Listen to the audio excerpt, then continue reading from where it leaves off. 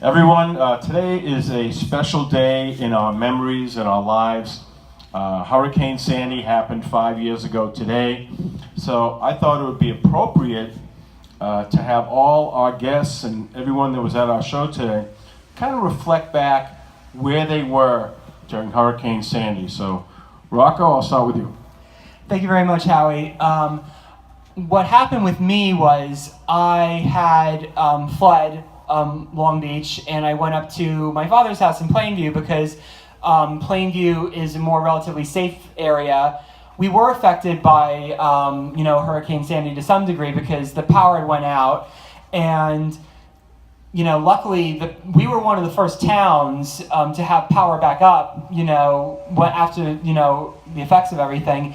But the thing that stood out for me in memory of everything is that when I got on my social media again on Facebook, the first thing I saw were pictures of what happened to the boardwalk, and I was horrified. It really made me afraid of what happened. It seemed post-apocalyptic, in my opinion. And as far as what happened since, our power got affected. We didn't have power for a good couple of weeks, but I was very fortunate in the sense that we had gotten a little flooded. There was some flood carryover from Long Beach into where I technically live. I live technically in East Atlantic Beach, right where it begins. So we were affected a little bit. I live in a two-family house, so the bottom where our tenant house was flooded completely, and that had to be dealt with.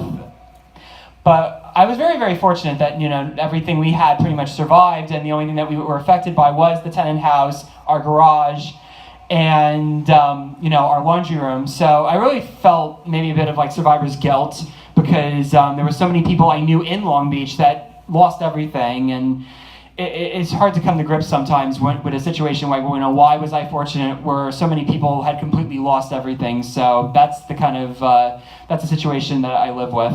Thank you. Okay, Mayor Minch, let's talk about what happened with you and your recollections of Sandy. Okay, I was the furthest of everybody from Long Island. I was in overseas Israel. Was laid over for 5 more days because flights were not allowed to go into JFK Airport. What I remember was being in Israel, in Tel Aviv, at my aunt's house, and seeing CNN and Fox News both on Long Beach Boardwalk back at home, and watching the devastating storm hit the beautiful Long Beach Boardwalk.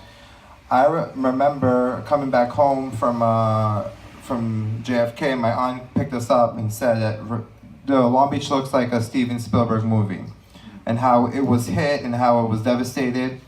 When my first reaction was coming from the Atlantic Beach bridge, coming back into the Long Beach, they gave me a problem because you were not allowed in because there was only martial law and only the curfew.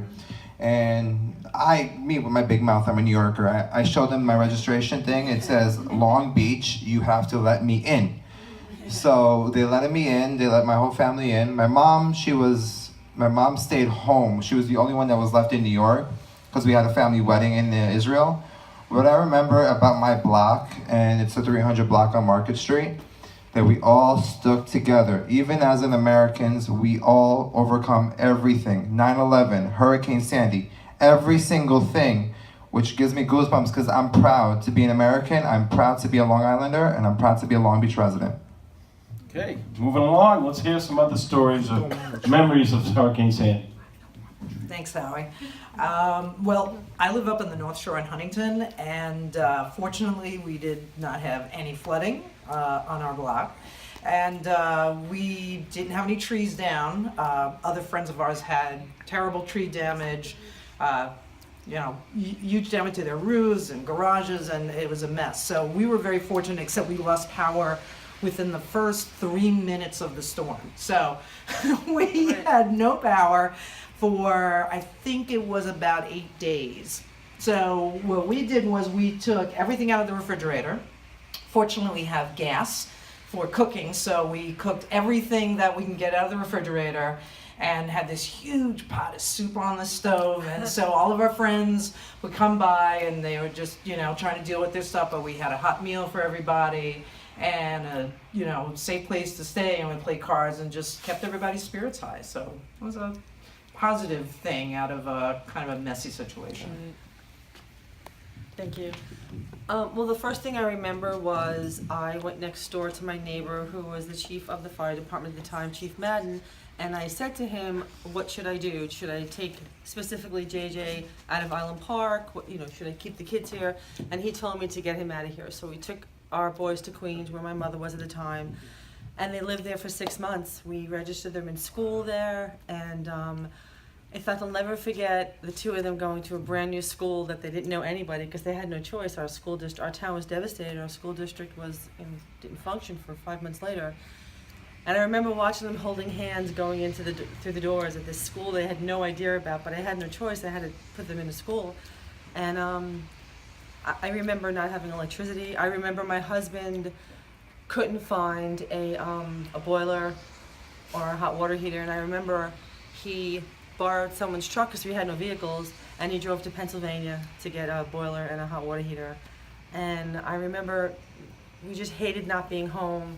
JJ couldn't come home. He wasn't allowed to come home because of what was going on. And even when school started, he wasn't ready to come back yet because of what was going on, and the air quality was very poor. So we kept him at my mother's house. And I remember, making a lot of great friends also during Sandy. Our town came together, and there were so many people that had fundraisers and collected different products and things that everybody needed to survive. And there was no electricity for 3 weeks, like Bonnie said, and it was a crazy time. And I can't believe it's 5 years. It just goes by so fast. But hopefully that'll never happen again.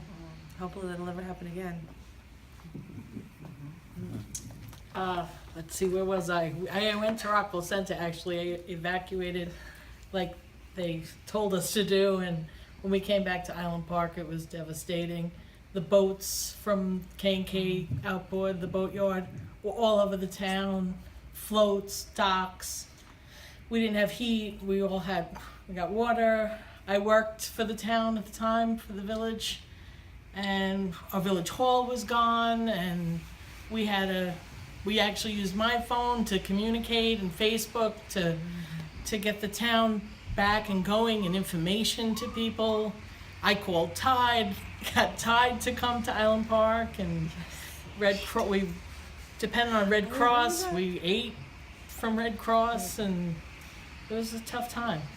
Actually, all of everyone's records from the village went underwater, and we sent them all to, I called the New York State Archives, everything was put on ice, frozen.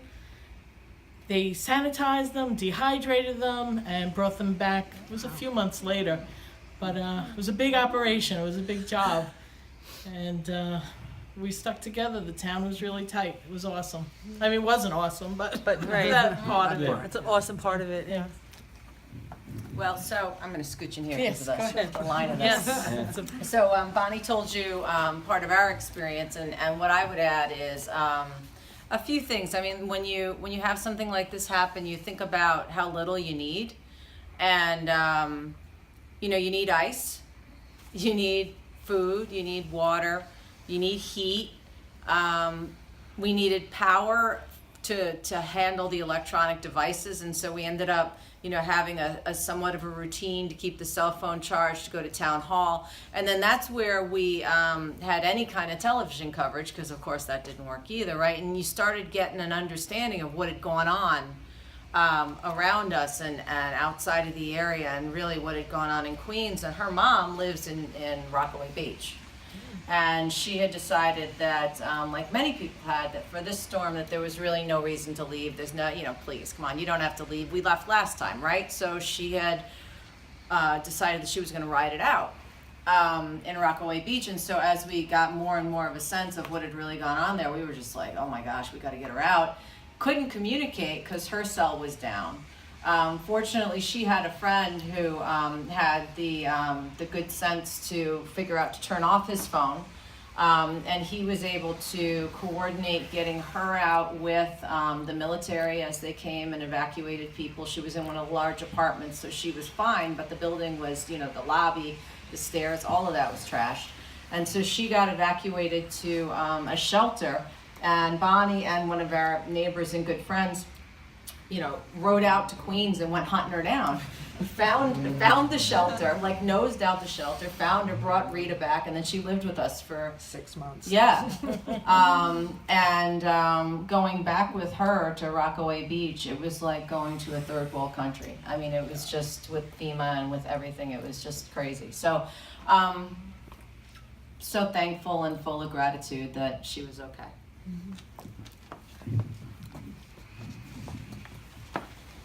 Hi, it's funny, there's a lot of pieces of it I don't remember. Right. But what I do remember is I had, that whole day, we had electricity, so I was like, oh, we're not gonna lose electricity, this is great. And then we lost our power, we actually lost it for 8 days. But what my main goal was for my daughter and my husband was, I had 4 dogs and I had just adopted a dog 2 days before. I had gotten rescued a pit bull. And she ended up being very, very sick, and she had some kind of pneumonia. And so my husband was going out and boiling water on the barbecue so we could put the water underneath her so she could breathe it in. And the vet was only open 1 day, so he gave us some medication. But the dog was so sick, and I was afraid she was going to infect my other 3 dogs who were fine.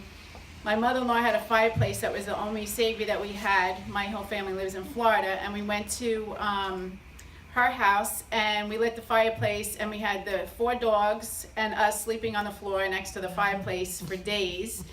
I remember one of my friend's moms had some electricity. She made us soup and stuff. I really don't know how we ate, but the dog that we rescued, her name is Willow, and she did not want to eat anything. She couldn't eat. The only thing that she would eat was McDonald's hamburgers. And my family doesn't eat McDonald's hamburgers. And first I started giving her the burger, and she would eat the burger because she would not touch dog food, and we were afraid she was going to die. Then we started giving her the whole hamburger with the roll and everything, so we kept eating, she kept eating it. And I think that's what kept her alive, honestly, was the hamburgers from McDonald's that we would never touch ourselves. You know, she's an amazing dog today, and those are the memories I have. I remember my daughter and I sitting in the car in my driveway with the heat on, running out of gas just to keep the dogs warm. Besides us, it was very cold. This time, right now, it's warm here.